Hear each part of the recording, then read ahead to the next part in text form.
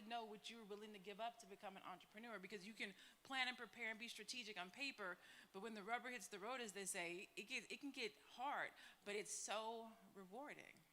It's so rewarding. The freedom of being an entrepreneur is so rewarding. So this question, the way it's asked, I'm going to change up how this question was asked. It says, why do you think so many black people end up on the corporate plantation in the first place? I believe we know that people need a job. So I'm going to switch it a little bit, right?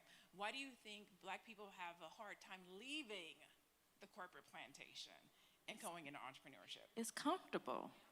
I know I have this certain amount coming in every 2 weeks or every week, however, often you get paid, right? And we find comfort in that. I know that it's coming. When you're an entrepreneur, you can set up automated systems, right? But you don't know, like the pandemic hit.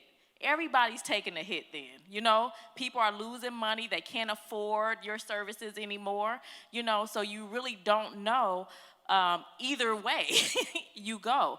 But again, your mindset, right?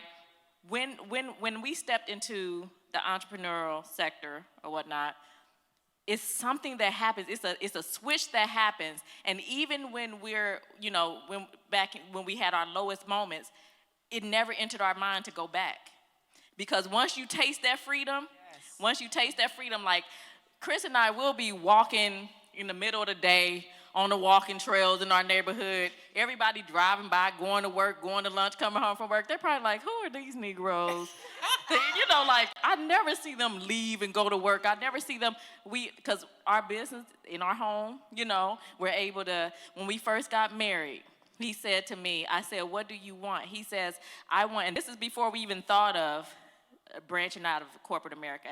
He says, I want to put my kids on the bus, and I want to be there when they get off the bus. Yes.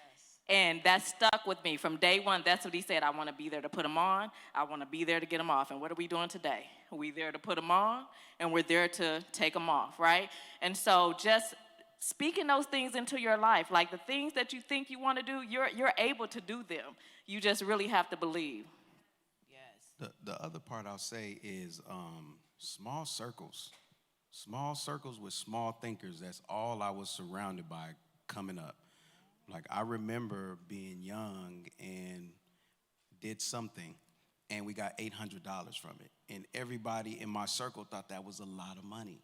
Dang, bro, you got $800. Wow. So my bar was so low, you go into the corporate world and start making tens of thousands of dollars, everybody automatically thinks you're rich.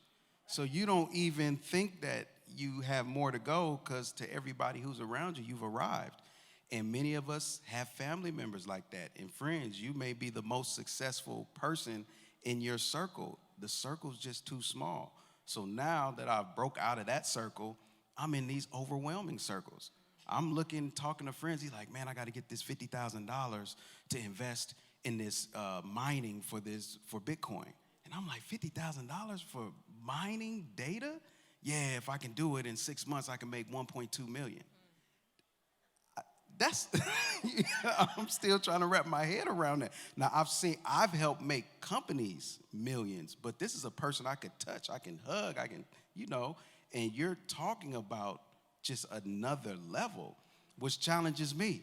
So now I go home and say, man, first year in business, I made $250,000, just $250,000. Not like, oh man, I made $250,000. I'm here because my circle is bigger. The people I'm surrounded by